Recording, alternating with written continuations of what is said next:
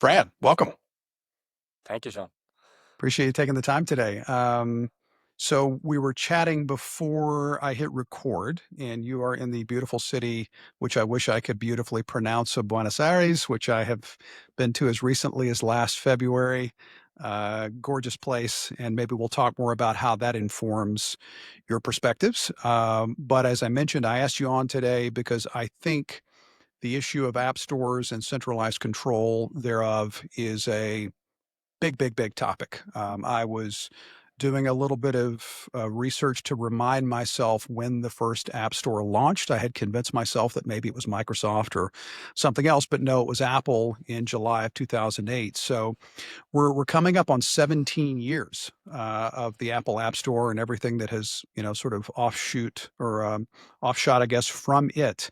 So let's start with a bit of a background. I know you are primarily or have been recently a mobile developer. I know you've got a lot of time engineering and writing software. Tell us a bit about the NIM that is Fran. The NIM. Uh, we're alive, right? So, I mean, I'm not a NIM anymore. I guess I've doxed myself enough. But Have you? Okay. yeah. Tells you what I know. I was, yeah. Yeah, I have lengthy experience with software. I did Java back in the day. Oh, okay. You're So that dating gives off a yourself. little bit of Yeah, my man. That's some 90s background. vibes right there. Yeah. 90s vibes, yeah, 2000s mostly. But oh God, I'm so glad we passed that stage. It's pretty terrible. But It's still out there running banks everywhere, I oh suppose. yeah, oh yeah. But then I did a little bit of uh, backend work at Ruby on Rails, and that's front end as well. Like it's then onto like all sorts of JavaScript frameworks, and so I done a little bit of database work as well. So Nice. full So I mean, stack, as people yeah, say yeah. these days, A- right? Absolutely. Which, as all the 10x full stack engineers out there will appreciate. So, I mean, with that, and the reason I wanted to pull that out of you a little bit was to set the stage for why in the hell would you tackle something so audacious, and I'm being quite sincere, as a decentralized app store? I mean, let's start here.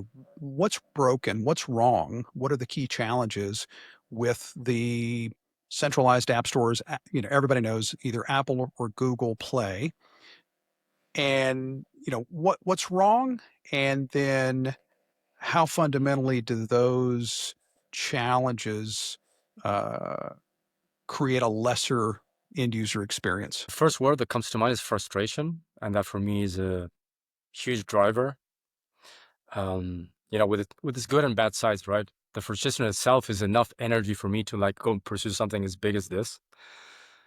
But obviously, this wouldn't have had occurred to me if Nostr didn't exist, because the solution I'm proposing to the centralized stores is based on a decentralized protocol. We can talk more about that later, but the biggest problem here is that it's not bad per se to have a catalog or a curation of whether it's applications or it's music or whatever it may be.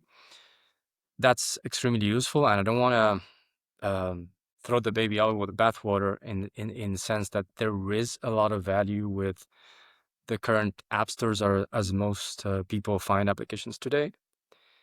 So how can we improve that model? And why I say improve is because I feel they're terribly broken. In Um, what ways? What would you, not to throw anybody under the bus, but let's throw somebody under the bus. Like what's wrong? we're gonna throw them. What's Don't worry about yeah? that. What's Yeah, wrong? What's wrong with them today as they are? right. So while the intention is to give users, okay, let's start by saying that these are marketplaces where Certainly. users and developers are connecting, right? So on the one side, we have the user convenience and frustration, and on the other side, we have the developer's convenience and frustration. So we can start by users because most people, of course, do use these systems, and well, we're kind of familiar with, as you said, with Apple App Store, with the Google Play Store, and we can extend that to even package managers, as we were talking about before. And to me, the biggest problem is that we cannot change the curator. We cannot change the catalog. And this creates a lot of friction and resentment from both sides, but particularly from developer side. Because in order to get, the good stuff into these places, the filters can be high, but they can also be random. At times, they can feel Capricious, arbitrary. arbitrary. Yeah. So, what if they could, like, what if this become a market instead of like a one fixed place where, if one curator decides to have a very high standard or decides to go crazy, which we could debate what's the case today, Right. it would be pretty interesting to be able to change, who does this, who essentially who we trust to do this job. And to introduce, I presume, competition and what that competition puts upon someone that might misbehave, might get Exactly. power hungry. Exactly. So free markets, right? Right. Then that's the big picture, because if we start going deeper into each one of the operating systems and platforms, we will find a lot of nuance. Apple does not behave the same than the Android platform in general, but also within Android devices, the situation is a little bit different. Android What would is you say? Sorry, Fran, go ahead. Android is much more open. Yes. I don't know what the situation with Windows is today, Nor do I. but in general, desktop seems to be a little bit more open. And I would say the toughest one is iOS. Although Mac Right. OS, and I mentioned to you, I've just switched off last fall after 20 plus years of Mac devices. And it was predicated largely by just this increasing, they're tightening the wrench.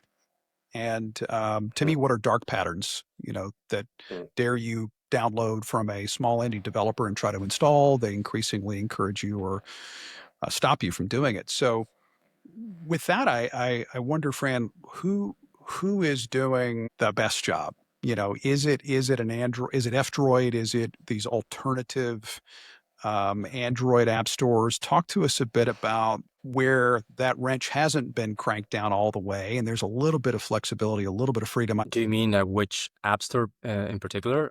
Right. So, I mean, Or and I'm less familiar with Android. So, Mhm. if you look at F-Droid or these others, which again, I'm only peripherally familiar with, are they working well enough? Have they also sort of succumbed to Mhm. these same pressures and control? But so F-Droid is an interesting case, because that is an app store that works on Android, and they do support multiple catalogs, right? So if you're not satisfied with the default F-Droid catalog, you can add a different one, and one of the best known ones is Easy on Droid.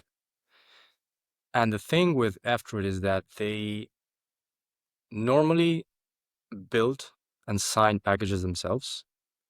So essentially, like, now you're just moving the trust to F-Droid instead of like the developer, unless it's a reproducible build, but that's a minor case. And they have quite a high standard in terms of free software, because they require that the components used to build the application have certain licenses, and they're like very, very, I would say, annoying with that kind of stuff. So that reduces the catalog, but it also has the downside that they are building. So sure, you can go and add a different catalog, as I mentioned, Easy Android, which is a kind of complementary set of apps that are not on F-Droid, but now you can install this way. And most of what he builds is like apps that are open and have published source code on GitHub, for example. So that kind of works, but there are a lot of trust implications in the middle, and the UX in my opinion, is not as good as it could be. And then there's another contender, which is called Obtainium. I don't know if you're familiar with it. I am. And the idea here is that you can go and fetch packages directly from where devs are publishing it. So normally, if you have a look at GitHub releases, you see that a lot of devs not only just publish the source code, but they also build their assets and publish them there. So there is a huge repository of, in the case of Android, of APK files within GitHub or GitLab or etc. If you have a model, what are the major buckets of concern with regard to app stores? I mean, we mentioned sliding trust from one point to the other.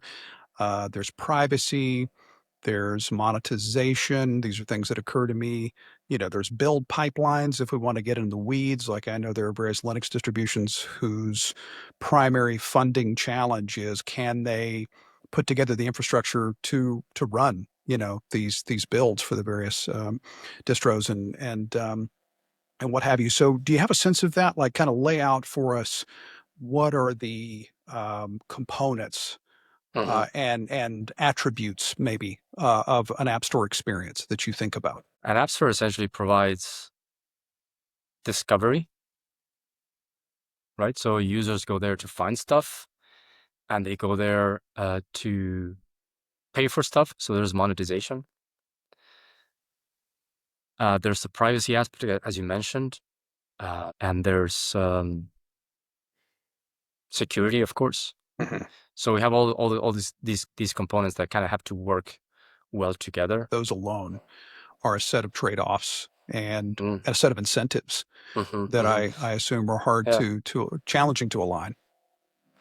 Yeah.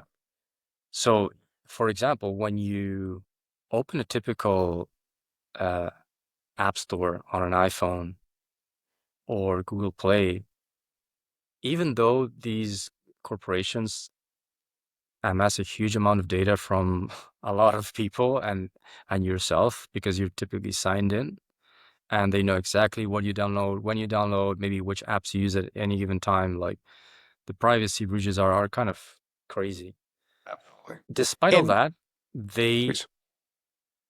still don't show great recommendations.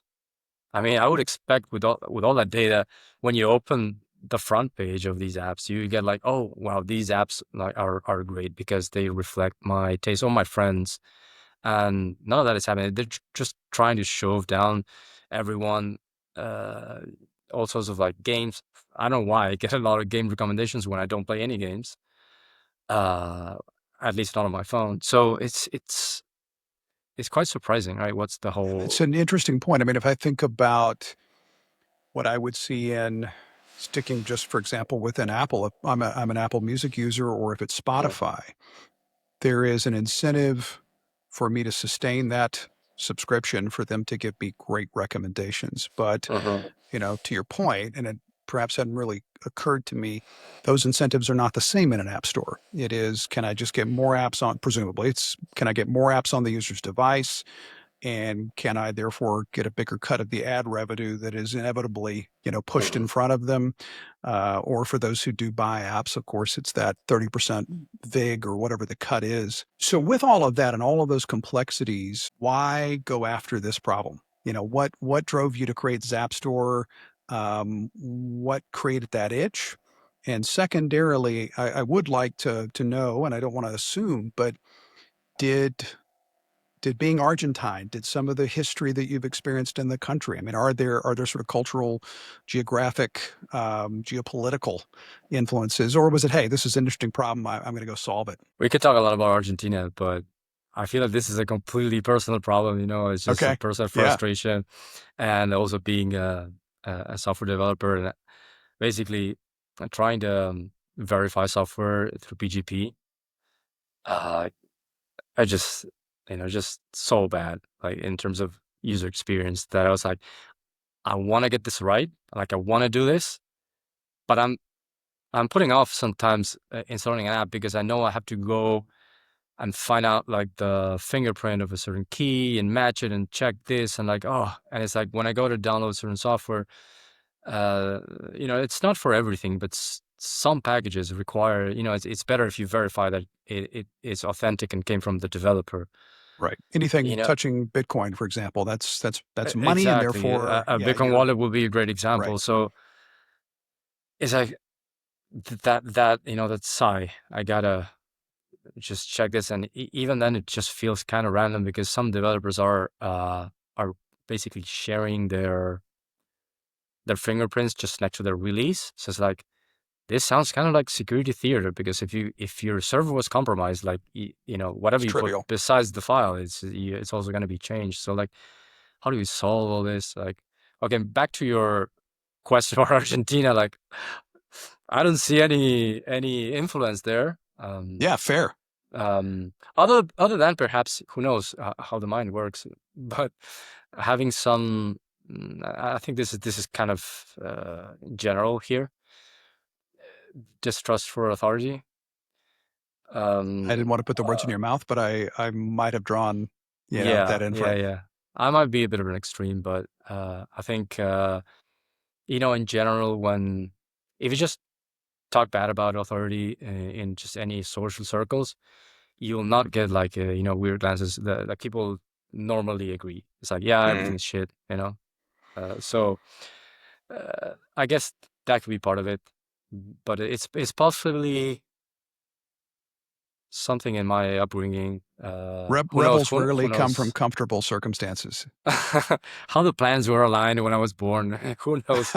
Well, the moon. What phase was the moon in? Yeah, yeah. Yeah, and like I said, I didn't want to push you into constructing some sort of backstory, but I mean, as I say, I think it's an interesting problem. It's a meaty problem to solve, and interesting to know that it was in some ways as simple, but also as significant as I just don't want to deal with, Hmm. validating signatures on code or binaries. Which Y- again, to those y- listening who are not developers, that may mean absolutely nothing. But I think we'll come to how that builds up to a great end user experience. Well, so from there, pitch us, if you will, Fran, on Zapstore as it is today. We'll talk more about the future, but Hmm. what's the solution it provides, and what are the trade-offs that using it today would entail? I'm gonna give a little intro on how that frustration that I mentioned, and specifically I was talking about security on verifying packages downloaded from the web that most users don't do because they just either just download and install or Right. pull from an app store. I would say that those frustrations, if I compare the amount of time I put into that, um, is just like minimal compared to the amount of effort I put to fix that, right? So Right. that's kind of crazy. At the time, I discovered Nostr maybe in end of 22, early 23, and I asked myself like if we can verify notes from strangers because Nostr essentially is a decentralized protocols that allow us to receive information and verify that it was cryptographically signed by the person who says it was. So I just saw a parallel in the way that we do software verification. And I said, like, what if these small, because there are some tiny files when you verify stuff with PGP or when you download that different packages that is called SHA sums, which are like the digests of I'm getting too technical here perhaps, but No, no, and I think, and I mean, it's I would just jump in and say that for those again hmm, who aren't necessarily that deep, this is, and you'll correct me, please, Fran. This is to verify, to validate that the author, creator, developer of a given either binary, a piece of software that will run on your machine, or the source code that one could build into a binary to run on that machine is from them. So it is simply to say that Fran wrote this code, Fran published this application, and we can know for a fact by going elsewhere and verifying his digital signature. Exactly. So it's to prevent that any party in the middle has manipulated, changed, what you're supposed to know, right? And if you look at Nostr was doing exactly that, but for tweets. Right. So when I Attribution. saw, so when I saw that little file, I was like, wait a second, like this could be built on Nostr. At first, I thought like we could put this little file on Nostr, but then it's like, oh, maybe we could build an event. And then I found that there were like events that were already designed around files and file hashes. So then I just started like going, and thinking and just imagining something great. And then, as I mentioned before, there are like quite a few pieces here. We have the first one that occurred to me was security. Like, how can we verify the software? But then it's like, wait, but Nostr is a social network, so discovery is there. Like, if we can use our social connections to see, what apps they're using, or what do they recommend, like, we could add like a real social layer on top of discovering apps. And then the monetization part is like, wait a second, but we have Zaps. So everything kind of started falling into place, and I was just about, because I was part of the first software engineering cohort in Madeira. Nice. It's some of you may know, and that was a few months, maybe a month or two before going there. And so all I had was an idea and a blog post, a long one, where I talk about all these topics. And at the time, I really didn't have any solution, but I was just like, I went into the rabbit hole of app stores and how they work and package managers and what do they do and what are the differences and all that. So before jumping to a solution, I asked myself, first of all, is this a problem big enough? Is this a real problem? Is the problem big enough? And can actually Nostr fix app distribution? And after that, and talking it through with all of the legends that were there in Madeira, I found that it sounded great, and I had a lot of encouragement. So I just started building there. And you And launched in Zapstore, March of this year? Sorry, Fran. I You launched launched I in. launched in May of last year, like 1 year ago, exactly. Oh, was it? Okay. Okay. Hmm. Was it a point? I mean, I know you're still That in was point uh releases.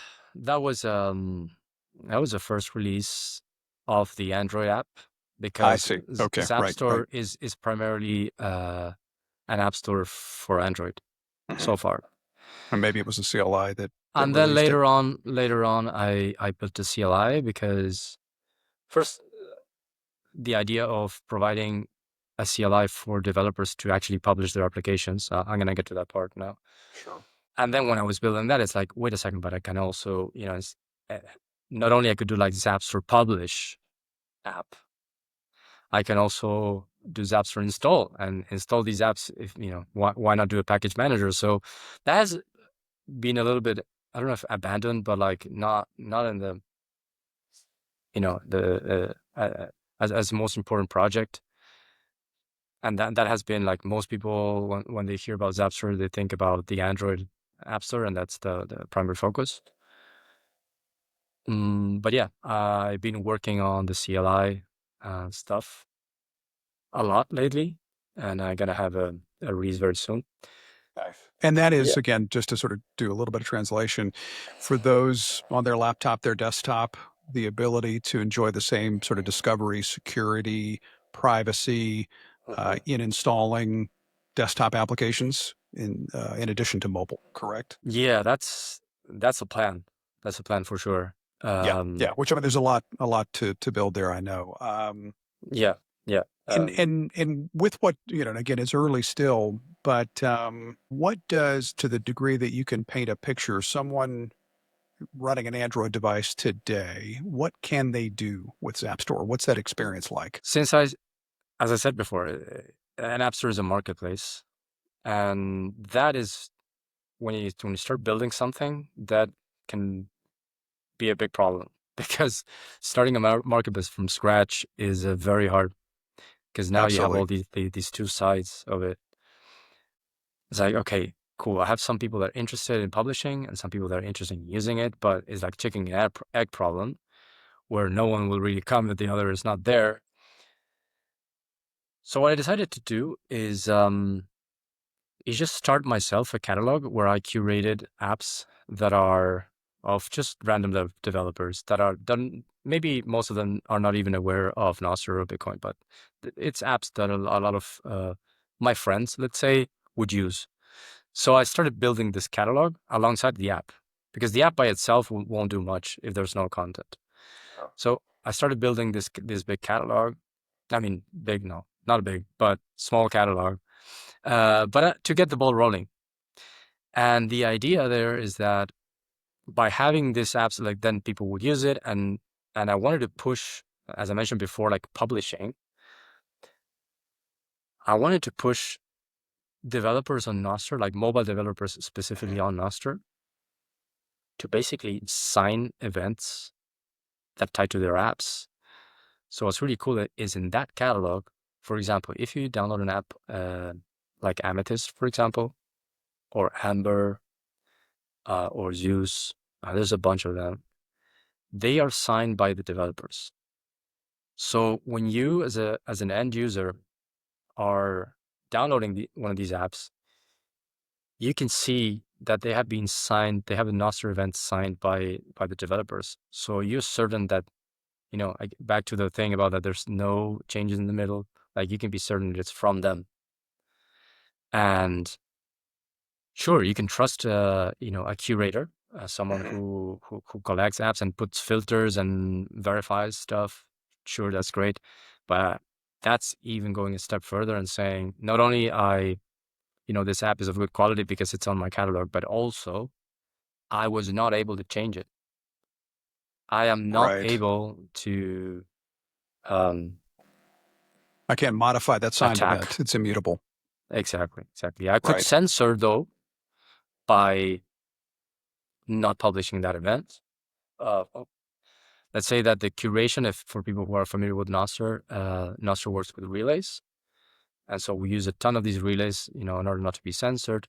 And in Zapstore, the idea is the same. The place where these signed applications live is in our relay. And right now, we have one hard-coded relay in the application, so you cannot change it. But that's not the idea. Certainly. Ability would be to, just as any other Nostr client, you can just change manage your relays. And that's great because now you can have competition. Now is the free market of catalogs I was talking about. Now all of a sudden, if I am not behaving, or maybe I'm too lenient, and I just start having garbage in my Right. store, all of a sudden you can just remove that relay and add another one. I published my conversation with David Strayhorn last week, who you may know goes by Stray Cat Yeah, on I know, Nostr, and he's David. working on Web of Trust. And so, could you talk to us a bit about how Web of Trust, whether you choose to use that term or not, sort of layers in and reputation gets sort of bubbled up or exposed, so that, as you say, I cannot with certainty know that Fran's not going to publish a binary that's malicious, but I do know your reputation is at risk if you do. And so, assuming you value it, and assuming others have chosen to trust you by way of this social layer, I can have a higher confidence that the application I install is legit, not going to do any damage. Talk to me a bit Hmm. about how that reputation web of trust layers in. I like the words. How did you say high confidence or improving confidence? Mm. Because it's all about Higher, this higher yeah, confidence. We strive to get as much confidence as we can. These things definitely not perfect, and I will cite an example now of that. But it's maximizing confidence and maximizing usability. right, That's kind of the goal here. So one of the ways in which you know let's say, downloading an app from a given user that's signed with their Nostr keys, is that this user could be an imposter, an impersonator. So let's say that Vitor, the author of Amethyst, all of a sudden has a new, a double, an impersonator Nostr, which he probably has. How do we tell who's a good Vitor and who's the bad Vitor? And conversation started through other, for other reasons before, talking about software in Nostr, about webs of trust. And that was another of the components that I was thinking back in Madeira about. Yes, we have this problem with content like articles or tweets and so on, but for software it's even more important. Web of trust, like curation and web of trust, needs to be central here, because you cannot imagine you're installing Bitcoin Core from the core devs, and which actually is an impersonator, so that will be, or a wallet, Catastrophic. that will be catastrophic. For others, maybe not as much, but it's up to you to assess your trust model, and this is something we constantly do as humans in all situations. So we really have that incorporated. When you just watch a few markers, we do even that when we go on the street, for example, we leave a laundry to wash, it's like, well, this store kind of looks kind of okay. A friend told me about it, that he used it once, it's not like total trust, but it's like, yeah, well, it kind of makes sense. I don't think they will steal my clothes. If they did steal my clothes, I don't know, maybe it's like hundreds, thousands of dollars, who knows, right? But we constantly do that. And It's great that you point that out. And one thing I think is important to emphasize is the inherent trade-off in moving from the appearance of safety with a centralized entity to the reality of a decentralized approach is that nothing is perfect. Nothing is 100% safe. Nothing is 100% secure. And so I think for those who do wish to make this move to more self-sovereignty, more independence, more decentralization, choose your terms, it is about frankly growing up and realizing that there is risk everywhere. And in trusting Apple and trusting Google, you are not getting rid of risk. You are just changing the risk profile and the threat model, as you say. So, sorry for the aside and the commercial, but I think that's really important. That it isn't the Wild West just because you're not trusting Google and Apple. It may, in fact, in many cases, be more trustworthy. I completely agree. Completely agree. But we need to, we need to take the good parts that they got right. How can we improve the model? Like, just not throw it away. Absolutely. What do you think? And so, which of those good parts have informed your design so far? The good parts is that, well, they have created these catalogs, right? I think before, software distribution was different before, right? Like, you basically just purchase software either on a CD-ROM or you would download it from the web. I don't recall there was like a central place to get this stuff, and you trust like big brands. If it showed up in Also, the shrink wrap box on the shiny disc, you thought, hey, it's yeah, legit. Yeah. there was also like a big, there were repositories actually, like, how is it called? Like Two Cows, or Oh one of yeah. Wow. these Shareware. like The whole shareware. shareware. Yeah. Uh, Yeah. That's gone and you back. just like download stuff from there and double click install. YOLO. Absolutely. Absolutely yellow. Well, and our lives weren't on these devices, right? So there Mm. wasn't. I would argue that we didn't have as much at risk in terms of Yeah, personal data exactly. loss, and certainly not our Yeah. money. Yeah, for sure. Like the risk these days is much higher. I think because of privacy, because now these devices like have way more power to like leak private information than before, probably, and financial information. So Yeah, I think there are higher stakes these days than just downloading that on a Windows computer back in the 90s. Right. Well, Yeah. and so I mean, with Zapstore, with this approach, we get censorship resistance, we get variety. That's the wrong word. We get choice. It's probably the better word. What do you see that we need to be willing to trade for that, or in fact give up? So, what are the trade-offs? Not even just today, but where Zapstore's headed. What are the calculations and trade-offs that we're going to need to make to adopt this approach, this model? There are no trade-offs. We're gonna be perfect. Uh, I'm gonna now you're on tape, as it were, saying that. So you're gonna oh my, yeah. Trade-offs is you need to get a little bit more involved because these are not defaults. Zapstore will not ship with devices, probably. We're gonna try to make that as easy as possible to download, but it's an extra step. Then if you're using the default catalog and that does not suit you, and you're looking to build other stuff, I mean to use other, then you will need to do your own research. Um, I don't know how that's gonna turn out, like what the market will offer, basically, in terms of alternative catalogs, basically. So, um, but it is definitely more personal responsibility. It a sounds bit, like. yeah. You gotta grow up to use App Store. Yeah, But with yeah. that said, I want to There's your emphasize tagline: "Grow up, that use I'm Zapstore." noted. With that said, I'm a bit obsessed with UX. So it's, I said many times, I don't know how much it shows, but doesn't matter because, I know where I'm going. So I know exactly what kind of stuff they're not going to be design decisions. If it's not there now, it's because I didn't have the time to do it.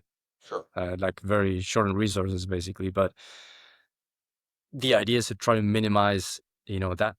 Let's say when you put that in terms of trade-offs, before it used to be, oh, you want to be super secure, you're gonna have to like PGP verify, which PGP is another rabbit hole of how that works, Yeah. and God bless Phil Zimmerman, but it's just not what we'd hoped it that's would be. too Yeah. impractical. So I don't know. What was that the best set of trade-offs in PGP? I don't know. Probably not. Maybe it was a good idea. Maybe because ahead of time, like long time ago, we didn't see the world the way we do. The technology was a bit different, but it's pretty bad. You know, Yeah. the Bad. I web, mean, the it's, web, you touched on it. I think it's fundamentally, as so many things are, it's a UX problem. and you get people who use it, and users and devs when you get great UX. Right. So that Absolutely. we're trying to, of course, there's these trade-offs. There's just trying to get to maximize in all these places. So how was I said before? Maximize um, certainty. I think. Oh, so yeah, just a And higher confidence, higher certainty. Yeah. higher confidence and certainty and usability. Right? I don't want to make compromises there, especially on getting it easy to use. Then we can open up the discussion of centralization because one could argue that if you have a curator, well, then you're just delegating trust. But that's fine. We do that all the time. Sure. The point is, like, where do you feel comfortable and what's so it's this delicate balance between convenience, right, and and sovereignty. So Choice. put it that way. Yeah. Sovereignty. Yeah. And I think that's an excellent point about delegation of trust is we all outsource trust to various parties all the time for different things. But in the case of app stores or any highly centralized marketplace, or if we can even call it that, you're forced. It's their way or the highway. And I think that's a good seg, Fran, into the conversation about what can you do in the sense of what will you be permitted to do on Android, on iOS. You probably know, at least here in the US, that Apple last month lost its its case. The ruling was against Apple in Epic Games v. Apple, and it now allows external payment, or rather will force them to allow external payment links, bypassing, their 30% commission. And as I understand it, maybe you know more about this, it may enable sideloading. So that's US only. Who knows what's going to follow that? But what's your take on where that's headed, perhaps? And what's that thin wedge, that you can drive in to allow to offer this choice to either Android or iOS or wherever? Like what are the challenges you're up against there, and what do you see coming down the pipe? Yeah, yeah. Interesting what happened the other week, because as far as I understood, it was about payments, but they're holding on to it. They just don't want to let go. It's crazy. They already lost some battle in Europe. In Europe, you can apply to have an alternative marketplace, but it involves a lot of red tape, so it's not as Right. easy. They have They're not good going to make lawyers. it, yeah, not going to make it easy. Yeah. So I don't know. I didn't hear much about the sideloading part in the US. Who And knows what's that's gonna happen? If river. it's gonna, maybe it's death by a thousand cuts, uh, because they're gonna have like more lawsuits, and they're gonna lose, or and maybe at some point realize that it's over. Because one of the things that I don't know if they're realizing, but it's very real, concrete, is developer resentment. I think a lot of developers are just when they have to publish an app, end up like despising them. Absolutely. I mean, Because that's it's so arbitrary, as you said before. Like a lot of stories about app submissions, when they come back and say you need to change this, it's like it just feels so random that it does not, like, feels like clown word. You know what I mean? Like it's not reasonable. yeah. It's not reasonable. So who knows is if they are gonna at some point wake up and understand this dynamic and feel that that is impacting their brand, which is one of the most valuable things they have, and just you know open up. Well, I mean, and, Which and meanwhile, you've got, as you say, there's just only so much time in the day. So I don't assume there's an iOS build coming of Zapstore anytime soon, is there? anytime soon. No, Yeah. it's Because why no. would you, right? I Yeah, mean, it's just too difficult. I don't.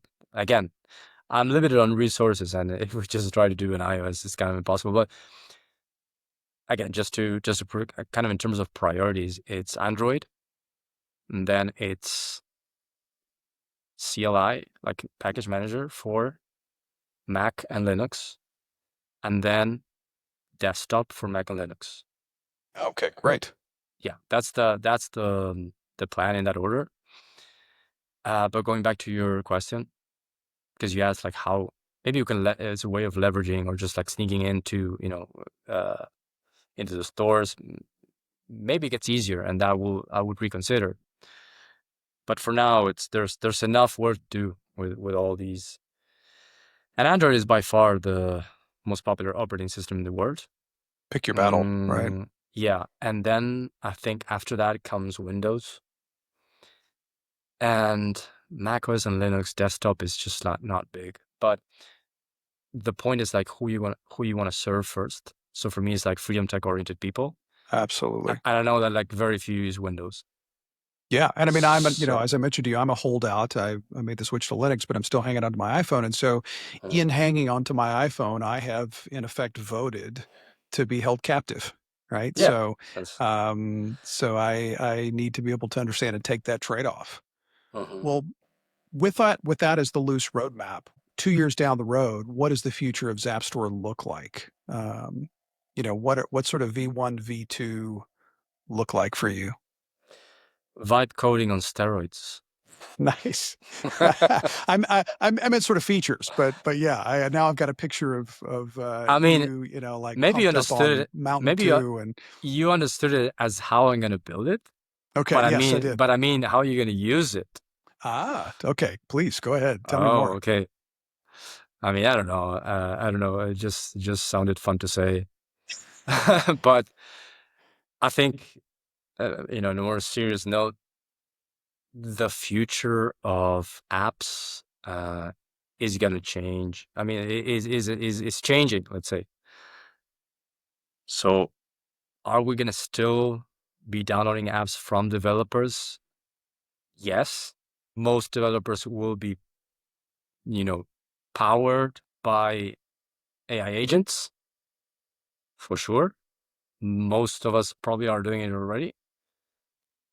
At some point, maybe you're going to have some apps, and this is going to be gradual, where you can just do, for example, if you want to vibe code a calculator, that's pretty feasible these days.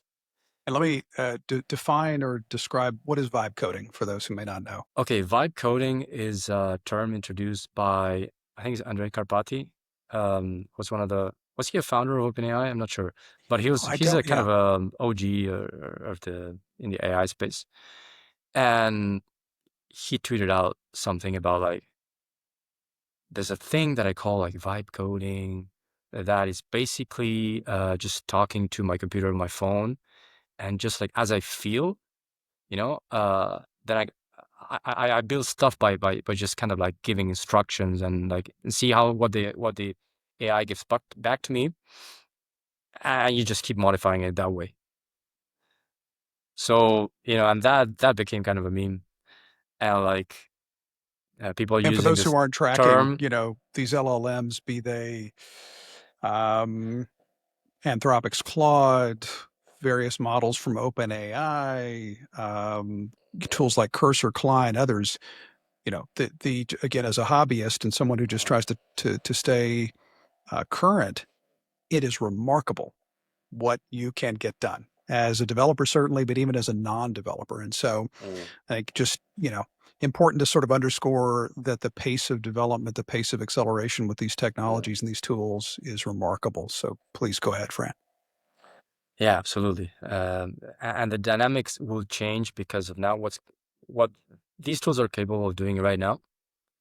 Gives you a certain idea of which apps can be totally vibe coded, meaning you can anyone can talk to the AI and they get the app running, or they can assist developers, and certain things are in my opinion so far impossible to do, or just very Such as, difficult, like building a product with a vision, because in there comes the human values, and this is something the AI cannot do.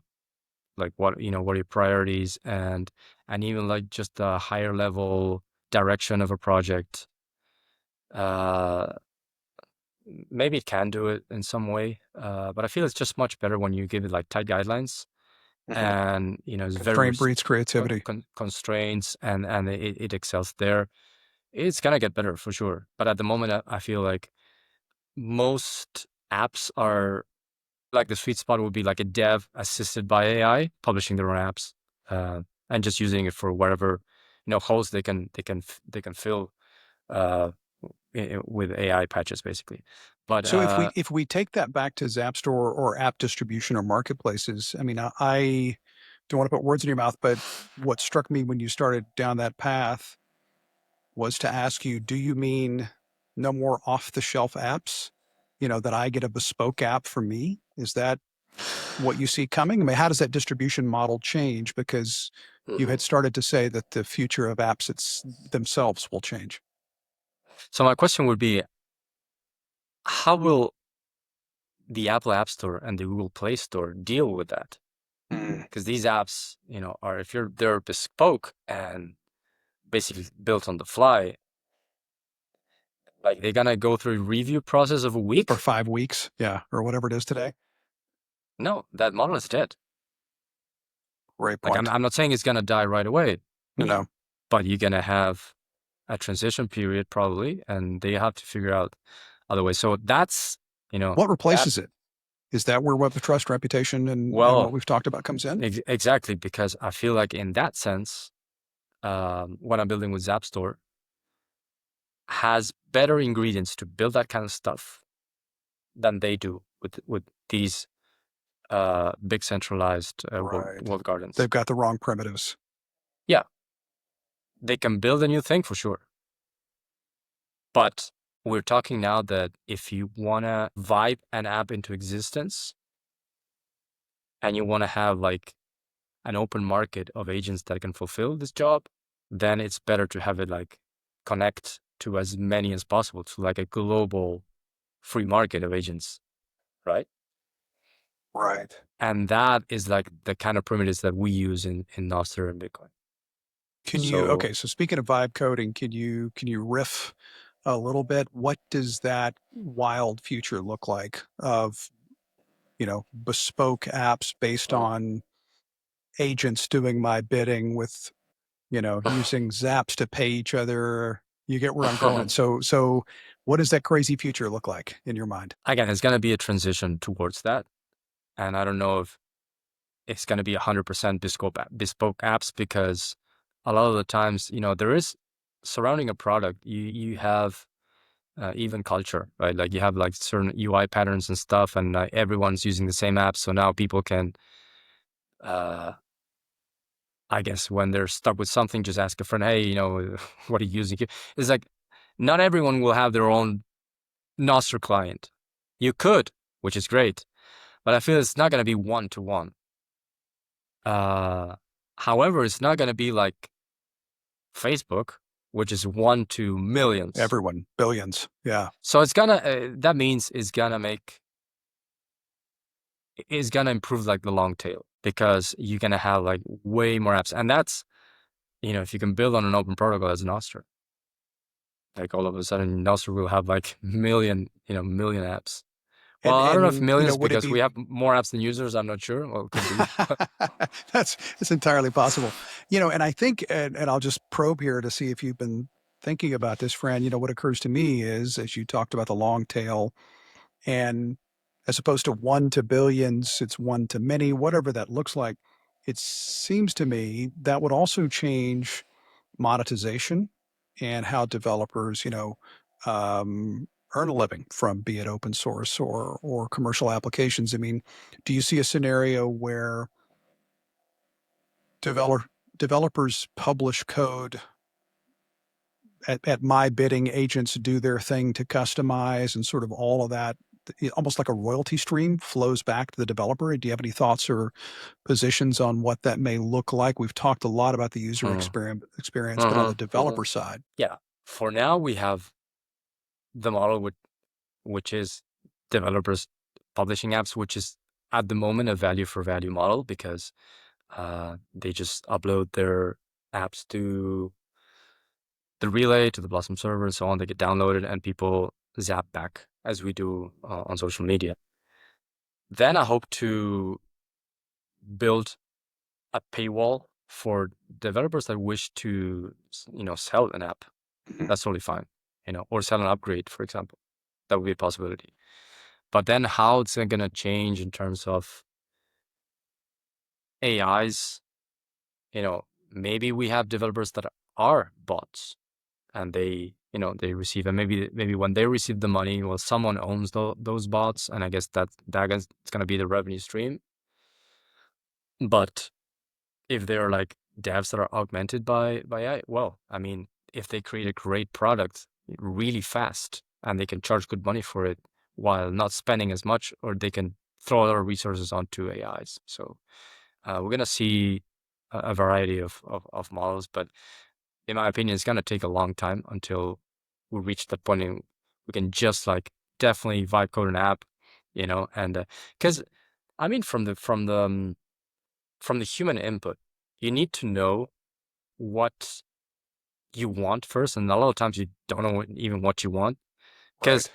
let's say you even want to build a calculator, the AI will ask you if you're gonna ask to give it like a product description sheet or something like that before like defining the product.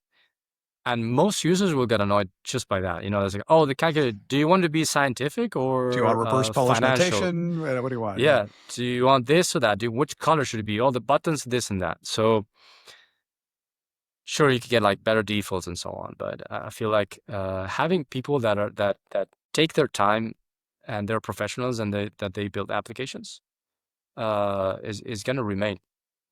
Again, maybe one dev can build Yes. 100 apps versus one app, but there's still going to be some direction and some decisions made at that level, and yeah, users will just benefit. And if you're a power user that wants to, yeah, I have the time and I want something, or you're super annoyed about something and you just want something very specific and you want to put enough time into describing it, sure, why not? You'll have bespoke apps.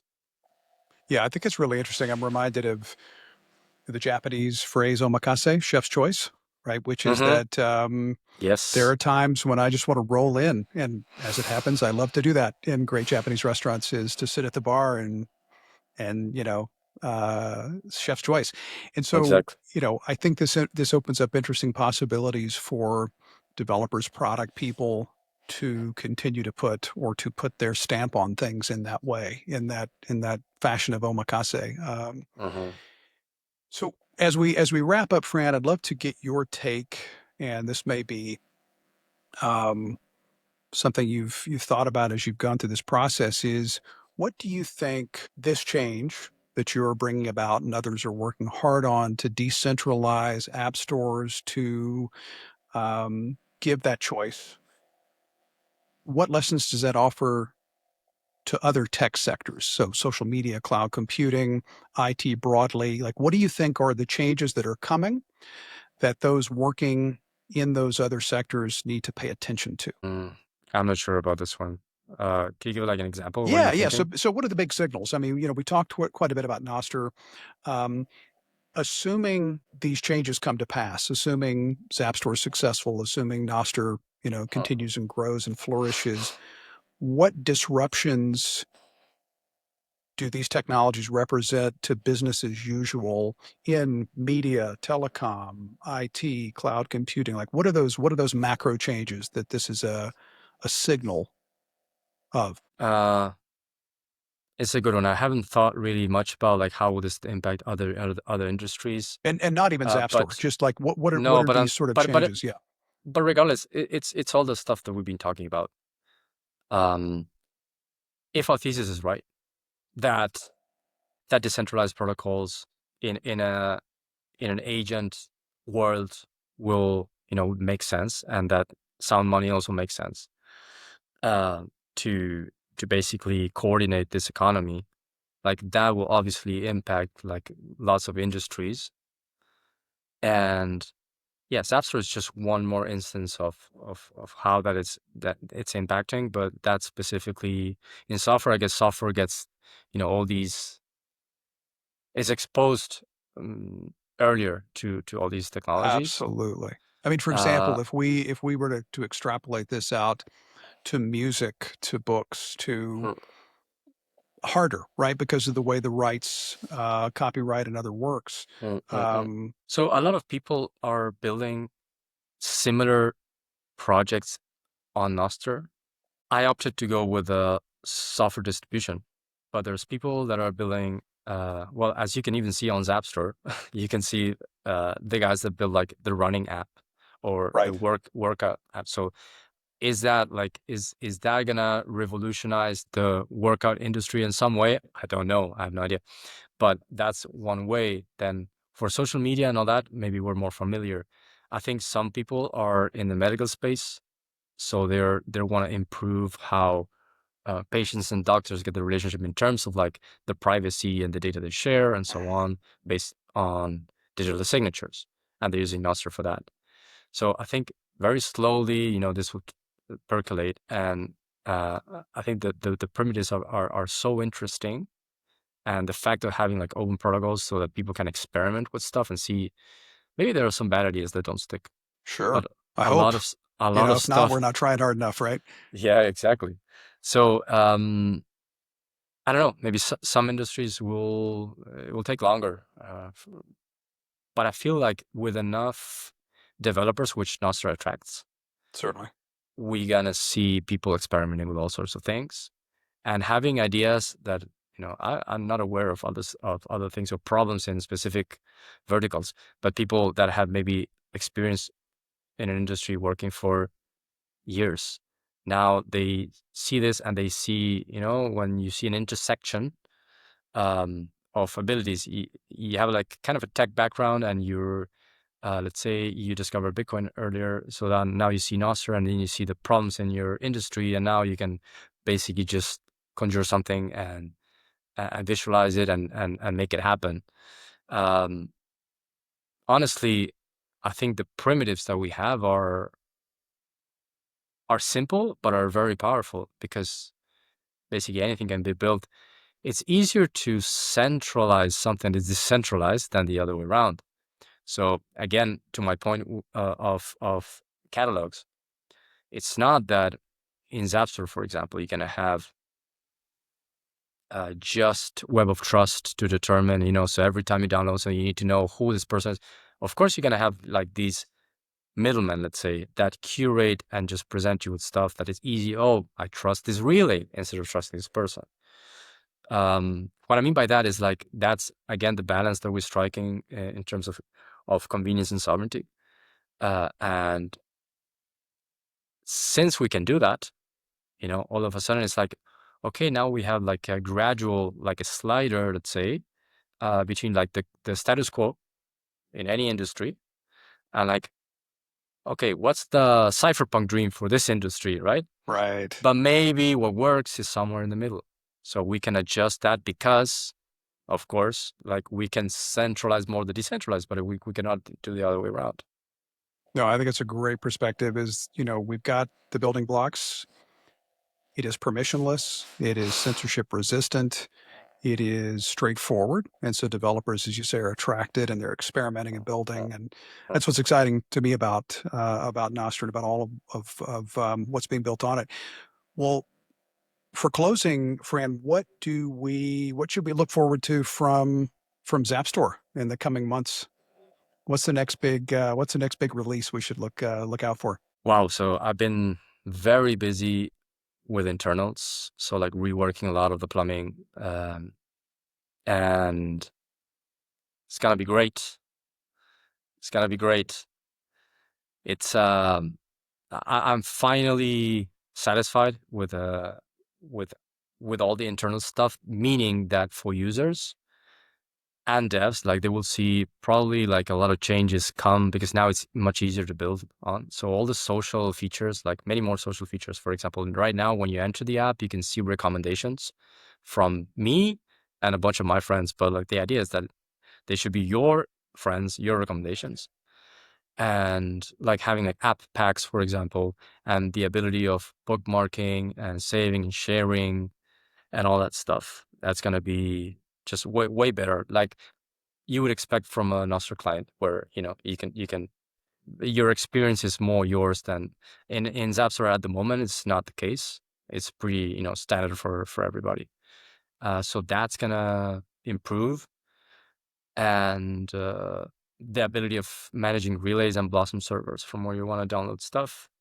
And then a big one, I feel I'm working on, I kind of grinding on like 10 different like sub projects at the time. So it just is very heavy and I go slow. But at some point, like I gotta find the point in which everything is gonna go faster. Like You build at I'm the going up, foundation. I'm going up the hill, yeah, basically. And but the idea is having a much bigger catalog, because I think that's super important. So by that I mean, if you recall, as I mentioned Obtainium before, like when you use Obtainium, you have access to basically, as long as you can point to the APK on Android, like you can get it and you can install it. So the idea is, how do we get that same amount of apps on Zapstore? And so I'm slowly building this new relay, which will be basically a proxy to APKs Nice. around the web. So you'll be able to search, and in the back end, it will just go and find the stuff and index it. And with that, I feel like now there's going to be even more reasons to use it, because you can just have like way more apps. And if you put the social part on top of that, it's gonna start becoming interesting. And then I want to separate the relay from what all the stuff that is signed by developers will go in one place, and stuff that is just like kind of generic and signed by the relay will go elsewhere. So then you Mhm. can, some people just only want signed apps by developers that you can check on the web of trust. And by the way, those are checks that we do every time before installing. There's all the security things where you can check. If you have friends in common, like if you follow who follows who. So that's Nice. an important way of like distinguishing that part. What else? Mm, Man, is that's that not enough? that's pretty much the idea. That's Just for incredible. closing, is the Zapstore CLI, which I'll be launching like next week probably, and it's gonna be quite a nice experience. And the same applies to packages, not only APKs all around the web and GitHub and so on, but also for packages. And in the future, if we can apply that to macOS Linux desktop, I think that will be a pretty nice year.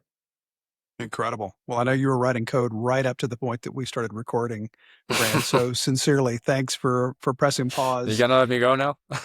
No, yeah, let's get back to it, right? So I am grateful for your time. Super exciting, Fran. I wish you all the best. I'm looking forward to tracking progress, and I've got 0.1.2 running on my machine right now, so I'll keep up. Awesome. We'll Okay. check back in a few months. Thanks, Fran. Excellent. Thank you so Take much. care. Bye bye.